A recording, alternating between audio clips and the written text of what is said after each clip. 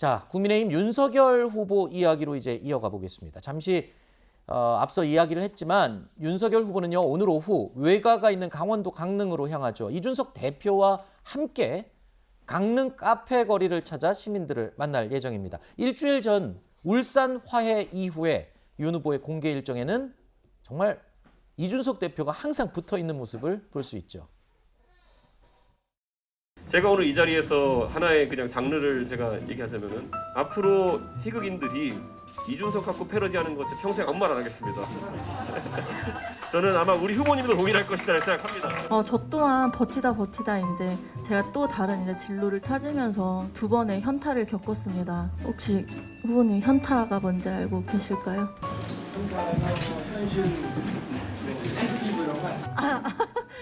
현자 타임이라고.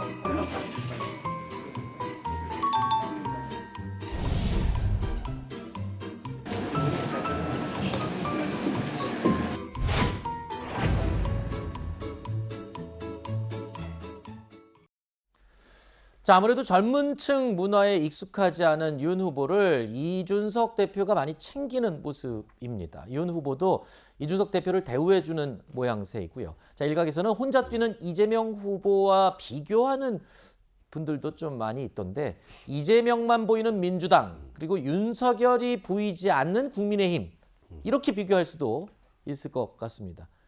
최 교수님은 어떻게 비교하십니까? 혼자 뛰는 이재명, 같이 뛰는 윤석열, 이건 아닌 것 같고, 네. 윤석열 안 보이는 그러니까 국민의힘 이렇게 얘기하실 것 같은데요. 아니 뭐 그렇게까지 얘기 안 할 거고요. 네. 장단점이 있어요. 네. 저는 그렇게 봐요. 그 무슨 말이냐면 물론 이제 이재명 후보에 대해서 후보 혼자 뛴다 이렇게 보이는데 후보가 계속 돋보이는 부분은 또 긍정적으로 평가할 부분이 분명히 있거든요. 그래서 그런 부분들은 그러니까 뒤에서 그 보좌를 잘하고 캠프에서 후보의 어떤 행보와 맞게 활동을 잘하면 크게 문제라고 저는 보지 않습니다. 왜냐하면 근데 이제 반대로 얘기하면 윤석열 후보나 이준석 대표 같은 경우에 스포트라이트 이준석 대표는 너무 가는 것에 대한 우려는 저는 있어요, 분명히. 네.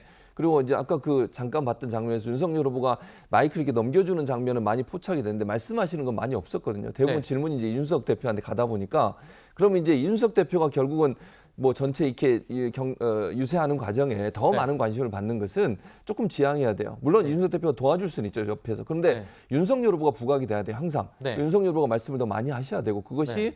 윤석열 후보가 국민과의 접촉하고 국민한테 본인의 의사를 많이 전달할 수 있는 기회인데 잘못하면 이준석 대표가 더 많이 부각되는 일이 생길 수 있어. 그 부분은 조절이 반드시 필요하다고 봅니다. 네. 근데 아까 보셨잖아요. 젊은 사람들 쓰는 단어들에 좀 익숙지가 않고 모르는데 또 잘못 대답했다가는 아까 앞서 짚었지만 말이 많다가 보면 또 실수도 많아지잖아요. 진짜 현타가 올 수가 있죠. 그러니까 정말 현타가 올 수도 있죠. 자, 이재명 저격수로 불렸던 윤희숙 전 의원이 드디어 돌아왔습니다. 후보 직속 기구죠.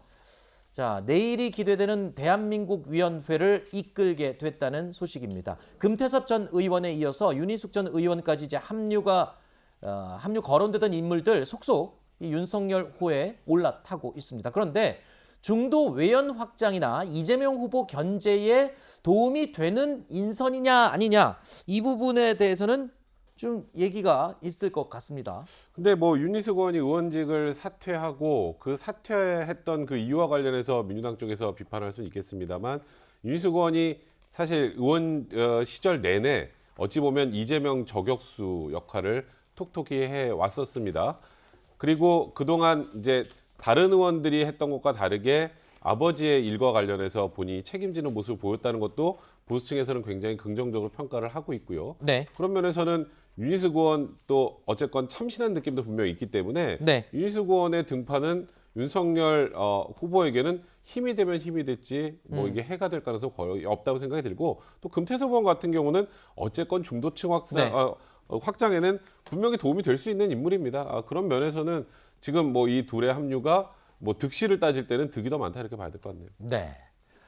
자, 정의당 심상정 후보와 국민의당 안철수 후보 소식도 전해드리겠습니다. 어제 심 후보는 군 관련 행보를 보였습니다. 안철수 후보는 민주당 이재명 후보의 경제 정책을 맹비난했습니다. 그동안에는 5분기 전자레인지도 없었어요. 군대가 앞서가야 됩니다. 그래야 튼튼한 안보도 가능하고 또 기술 강군으로 거듭날 수 있는데 군대가 가장 이제 뒤쳐져 있으면 아이 그 저 5분기 레인지 일반 가정에서 쓰기 시작한 지가 언제예요? 국민 여러분, 꼭 물건을 훔쳐야만 도둑이 되는 게 아닙니다. 국고를 밑빠진 도구로 만드는 자들 역시 국민의 세금을 훔치는 도둑입니다. 지도자라면 나라 곳간을 채울 생각을 해야지. 자, 대선이 이제 89일 앞으로 다가왔습니다. 이재명 후보와 윤석열 후보의 대결이 치열해질수록 자, 나중에 이 제3지대의 역할이 어떨지 굉장히 중요해질 수 있어요. 그렇죠? 여전히 그렇습니다. 네. 다만 이제 지금 그 가장 사실 제3지대하고 네. 윤석열 이재명 후보하고 그 가장 관심사는 국민들 관심사는 둘이 혹시 단일화하지 않을까 그렇죠. 이런 거 분야잖아요. 그리고 또 이제 그러다 보면 또 이제 두 메인 후보한테만 모두 언론에 관심이 가니까 그 제3지대에 있는 분들이 어떻게든 같이 만나서 좀 관심도 기울여 보려고 이렇게 하는 건데 지금 근데 전체 여론은 오히려 두 후보 쪽으로만 더 쏠리고 있는 그런 느낌이 들어요. 조금씩 여론도 보면은 제3지대에 있는 후보들이 잠깐 올라갔다가 오히려 내려오는 듯한 그런 느낌도 있고. 네. 그래서 저분 이렇게 가장 큰 이유는 이제 이거거든요. 양쪽에 서로 극단적으로 있는 양쪽이 서로 상대방을 침투하기, 상대방 파고들기를 하면서 지금 안쪽으로 중도 쪽으로 조금씩 당기고 있는 거예요. 그러다 보니까 제3지대 후보들이 설 자리가 좀 부족해지고 있다. 이걸 어떻게 제3지대 후보들은 이거를 극복해내는가 이런 게 앞으로 자기 자신들의 지지율을 올리는 관건이 될 거라고 봅니다. 알겠습니다. 저희가 준비한 다음 Q&A로 계속 이어가겠습니다. 내용 확인해 보시죠.